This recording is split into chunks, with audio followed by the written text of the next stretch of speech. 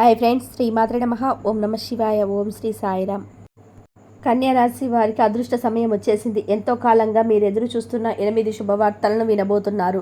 ఫిబ్రవరి 12వ తారీఖు పౌర్ణమి తర్వాత ఈ శుభవార్తలు మీ జీవితంలో ఆనందాన్ని తీసుకువస్తాయి. మరి 12వ తారీఖు తర్వాత ఆ శుభవార్తలు ఏంటి? ఈ శుభవార్తలు వినడానికి మీరు ముందు ఎటువంటి ప్రవర్తన కలిగి ఉండాలి, ఎవరితో మీరు జాగ్రత్తగా ఉండాలి, అలాగే ఏ దేవత ఆరాధన చేయాలి అనే అంశాలతో పాటుగా ఈ రాశి వారి గురించి కొన్ని ఆసక్తికరమైన విషయాలను ఈ వీడియోలో మనం వివరంగా తెలుసుకుందాం. కానీ అంతకంటే ముందు మీరు కనుక మన ఛానల్ని ఇప్పటి వరకు సబ్స్క్రైబ్ చేసుకోకపోతే సబ్స్క్రైబ్ చేసుకొని పక్కనే ఉన్న బెల్ ఐకాన్ నొక్కి ఆల్ సెలెక్ట్ చేసుకుంటే మేము ఇలాంటి వీడియోస్ అప్లోడ్ చేయగానే ముందుగా మీకు నోటిఫికేషన్ వస్తుంది. అలాగే వీడియోని ఎక్కడ కూడా స్కిప్ చేయకుండా చివరి వరకు చూస్తేనే మేమేం చెప్తున్నామో మీకు పూర్తిగా అర్థమవుతుంది. మిగిలిన రాశులన్నిటికంటే కూడా ఈ రాశి వారిని చాలా ప్రత్యేకమైన వారిగా జ్యోతిష శాస్త్రంలో చెప్పబడింది.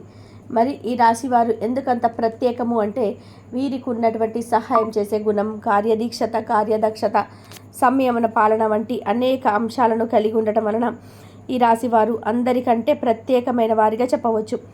అయితే ఈ రాశి వారు ఈ సమయంలో జాగ్రత్తగా ఉండాలి. ఈ సమయంలో మీరు చేయాల్సిన పని ఏమిటంటే ముఖ్యంగా మీరు ఎటువంటి పరిస్థితిలోనైనా సరే మౌనంగా ఉండడానికి ప్రయత్నం చేయండి. ఇలా గనక మీరు కొద్దిగా ఓర్పు పట్టి మౌనంగా ఉన్నట్లయితే ఇప్పటిదాకా మీరెవరు వినని పదే పదే శుభవార్తలు మీరు వింటారని చెప్పడంలో ఎటువంటి సందేహం లేదు. అయితే మీ ముందు నవ్వుతూ మాట్లాడే కొందరు వ్యక్తులు మీ వెనుక నుండి నాశనం కోరుకుంటున్నారు. వారెవరు అనే విషయం ఈ వీడియో చివరి వరకు చూస్తే మీకు అర్థమవుతుంది. ముఖ్యంగా 3 వ్యక్తులు మీ జీవితంలోనే పైకి ఎదగకుండా మీ నాశనాన్ని కోరుకుంటూ ఉన్నారు. ఆ 3 వ్యక్తులలో 2 స్త్రీలు, 1 పురుషుడు మీ శత్రువులతో చేరి మీ శత్రువులకి అనుకూలంగా ప్రవర్తిస్తూ మీ నాశనాన్ని కోరుకుంటున్నారు. మీరు ఏం చేయబోతున్నారు అనే విషయాలను ఇతరులకు అస్సలు చెప్పకండి, మౌనం వహించండి. ఎందుకంటే మీరు జీవితంలో ఎదగటం ఇష్టం లేని వారు ఖచ్చితంగా మీ మాటలు వింటే మీ నాశనాన్ని కోరుకుంటారు. అంతేకాదు ఈ సమయంలో మీరు ఈ కొన్ని జాగ్రత్తలు పాటించినట్లయితే ఖచ్చితంగా మీరు శుభవార్తలు వింటారు. కుటుంబంతో సంతోషంగా ఉంటారు. ఏ ఒక్క దేవుణ్ణి ప్రార్థిస్తే 2 దేవుళ్ళ అనుగ్రహం కలుగుతుందో మీకు తెలుసా? అదేనండి, రాముని ప్రార్థిస్తే హనుమంతుల వారి అనుగ్రహం కూడా మీకు కలుగుతుంది.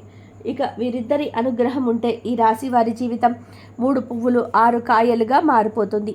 మరి ఆంజనేయ స్వామి వారికి ఇష్టమైన మంగళవారం రోజున మాంసాహారం తినకుండా రాముల వారిని అలాగే హనుమంతుల వారిని ప్రార్థించినట్లయితే మీ మనసులో ఉన్న కోరిక త్వరగా నెరవేరుతుంది.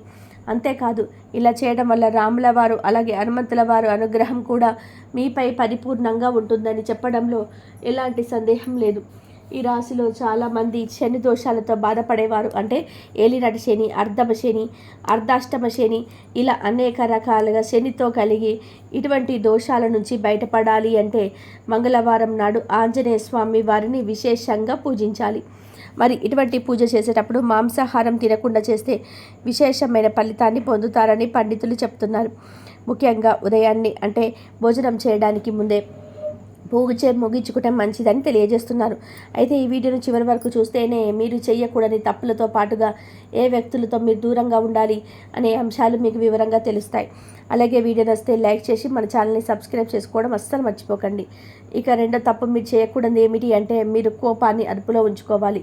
అలాగే కోపంలో ఉన్నప్పుడు ఎదుటివారిని ఎంత పడితే అంత మాట అనకూడదు. అలాగే ఎదుటివారిని దూషించకూడదు. ముఖ్యంగా మీ దగ్గర లేని వ్యక్తి గురించి అయితే ఎదుటివారితో నెగిటివ్గా చెప్పకూడదు.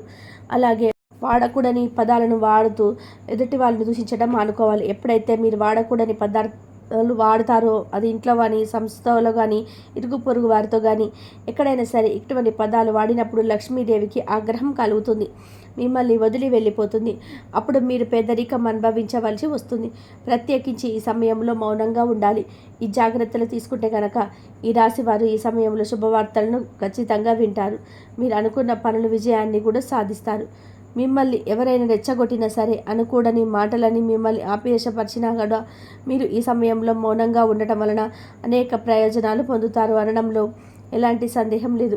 కొద్దిగా ఓర్పు వహించినట్లయితే కనుక జీవితంలో మీరు శుభవార్తలను వింటారు. అంతేకాదు మీరు జాగ్రత్తగా ఉండవలసిన ఇంకొక అంశం ఏమిటంటే అందరినీ నమ్మి మీరు డబ్బుగా అప్పు ఇచ్చినట్లయితే కనుక మీకు డబ్బు తిరిగి వచ్చే అవకాశాలు చాలా తక్కువగా ఉంటాయి. ఈ విషయాన్ని మీరు గమనించాలి. ఎందుకంటే ఎవరిని పడితే వాళ్ళని నమ్మి డబ్బు ఇచ్చినట్లయితే మీ అవసరాలకు డబ్బు లేక మీరు చివరికి ఇబ్బంది పడవలసి వస్తుంది. మనకు ఉన్నంతలో దానం చేయడం, కలెక్ట్ చేయడం తప్పు కాదు. కాకపోతే మనం చేయలేని సహాయాన్ని కూడా మీరు భుజాల మీద వేసుకొని చేయడం వల్ల మీరు చిక్కుల్లో పడే అవకాశం ఉంటుంది. ఈ విషయాన్ని మీరు గమనించాలి. ఇక ఆరా అనే అక్షరంతో పేరయ్యే మొదలయ్యే వారు ఉంటే అటువంటి వ్యక్తుల వల్ల మీ జీవితంలో కష్టాలు అధికంగా వస్తాయి. కాబట్టి అటువంటి వ్యక్తులు ఎవరో మీరు పరిశీలించి వారికి దూరంగా ఉండడం మంచిది. అలాగే కష్టాల్లో ఉన్న వారికి మీకు వీలైనంతలో సహాయం చేయడం వల్ల మీరు అదృష్టాన్ని పొందవచ్చు. అంతేకాదు, ఈ రాశి వారు ఎవరైనా సరే మంచి పొజిషన్కి తీసుకెళ్లాలనుకుంటే అలా చేసే శక్తి ఈ రాశి వారికి ఉంటుంది. మీరుకున్న పలుకుబడిని ఉపయోగించి మీకు కావలసిన వారిని అందలం ఎక్కించగలుగుతారు. మీరెవరిని కూడా గుడ్డిగా నమ్మకూడదు. మీకు ఏదైనా కష్టం వచ్చినా ఎదుటి వారితో చెప్పడం కంటే కూడా ఆ దేవుడి వద్ద చెప్పుకోవడం అనేది చాలా మంచిది.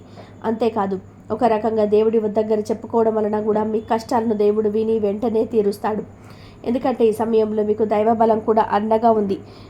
మీలో ఉండే నెగిటివ్ ఆలోచన కారణంగా, అంటే నేను చేసే పనుల్లో విజయం సాధిస్తాను, లేదా నేను చేసే పని కరెక్ట్గానే చేస్తున్నాననే అనే ఆలోచనతో ఉండడం వలన మీరు చేసే పనిలో పొరపాటు జరిగే అవకాశం ఉంటుంది. అందువల్ల ఎటువంటి నెగిటివ్ ఆలోచన లేకుండా దేవుణ్ణి నమ్మి దైవం మీద భారం వేసి మీరు పనిచేసినట్లయితే ఖచ్చితంగా మీరు విజయాన్ని సాధిస్తారు. అలాగే పని ప్రారంభించే ముందు దేవుని తలుచుకోవడం మాత్రం అస్సలు మర్చిపోకండి. పి ఇంకా ఎస్ అనే అక్షరాలతో పేర్లు మొదలయ్యే స్త్రీలతో మీరు చాలా జాగ్రత్తగా ఉండాలి. వారిని నమ్మి అన్ని విషయాలను వాళ్ళతో చర్చించకూడదు. అంతేకాదు, వారికి ఎంత దూరంగా ఉంటారో మీకు అంత మేలు జరుగుతుంది. అలాగే ఆర్ అనే అక్షరంతో పేరు మొదలయ్యే మగవారితో కూడా ఈ రాశి వాళ్ళు దూరంగా ఉండాలి. ఎందుకంటే ఈ ఇద్దరు స్త్రీలు ఇంకా పురుషుడు మీ నాశనాన్ని కోరుకునే వారిలో ఉండే అవకాశం ఉంది. ముందు చెప్పుకున్న విధానంగా ఈ అక్షరాలతో పేర్లు మొదలయ్యే ఇద్దరు స్త్రీలు అలాగే ఒక పురుషుడితో మీరు చాలా జాగ్రత్తగా ఉంటే మీ జీవితంలో మీరు ముందుకు వెళ్తారు. అలాగే మరిన్ని యోగవంతమైన ఫలితాలను పొందడానికి ఈ సమయంలో మీరు చేసుకోవాల్సిన దేవతారాధన చూసుకున్నట్లయితే గురువారం నాడు దత్తాత్రేయ, దక్షిణామూర్తి వంటి గురుస్వరూపాల ఆలయాన్ని దర్శనం చేసుకోండి. మాస శివరాత్రి రోజున శివుడికి అభిషేకం చేయించుకోండి. అలాగే సోమవారం నాడు శివుడికి విశేషంగా పూజ చేసుకున్నట్లయితే జీవితంలోనే ఉన్నత పొందుతారు. చూశారు కదండి, కన్యా రాశి వారు ఈ సమయంలో ఏ విషయాల్లో జాగ్రత్త తీసుకోవాలి, అలాగే ఫిబ్రవరి 12వ తారీఖు పౌర్ణమి తర్వాత మీరు ఎటువంటి శుభవార్తలు వినబోతున్నారు, అలాగే ఈ సమయంలో మీరు ఏ వ్యక్తులతో జాగ్రత్తగా ఉండాలి అనే అంశాలతో పాటుగా ఈ సమయంలో మీరు చేసుకోవాల్సిన దేవతారాధన గురించి ఈ వీడియోలో మనం వివరంగా తెలుసుకున్నాం కదా. ఈ వీడియో మీకు నచ్చినట్లయితే లైక్ చేయండి. మీ ఫ్రెండ్స్ అండ్ ఫ్యామిలీ మెంబర్స్కి షేర్ చేయడం మాత్రం అస్సలు మర్చిపోవద్దు. అలాగే ఆ దైవ అనుగ్రహం మీకు పరిపూర్ణంగా ఉండడం చెప్పడంలో ఎలాంటి సందేహం లేదు. ఈ రాశిలో చాలామంది శని దోషాలతో బాధపడేవారు, అంటే ఏలినాటి శని, అర్ధమ శని, అర్ధాష్టమ శని, ఇలా అనేక రకాలుగా శనితో కలిగే ఇటువంటి దోషాల నుంచి బయటపడాలి అంటే మంగళవారం నాడు ఆంజనేయ స్వామి వారిని విశేషంగా పూజ చేసుకోవాలి. మరి ఇటువంటి పూజ చేసేటప్పుడు మాంసాహారం తినకుండా చేసుకుంటే విశేషమైన ఫలితాన్ని పొందుతారని పండితులు చెప్తున్నారు. ముఖ్యంగా ఉదయాన్నే, అంటే భోజనం చేయడానికి ముందే పూజ ముగించుకుంటే మంచిదని తెలియజేస్తున్నారు. అయితే ఈ వీడియో మీరు చివరి వరకు చూసినందుకు మీకైతే ధన్యవాదాలు. ఏ వ్యక్తితో దూరంగా ఉండాలి అనే అంశాలు కూడా అన్ని వివరంగా తెలుసుకున్నారు కదా. వీడియో నచ్చితే లైక్ చేసి ఛానల్ని సబ్స్క్రైబ్ చేసుకోవడం మాత్రం అస్సలు మర్చిపోకండి. Please like, share, subscribe my channel. ఇంతవరకు చూసినందుకు ధన్యవాదాలు.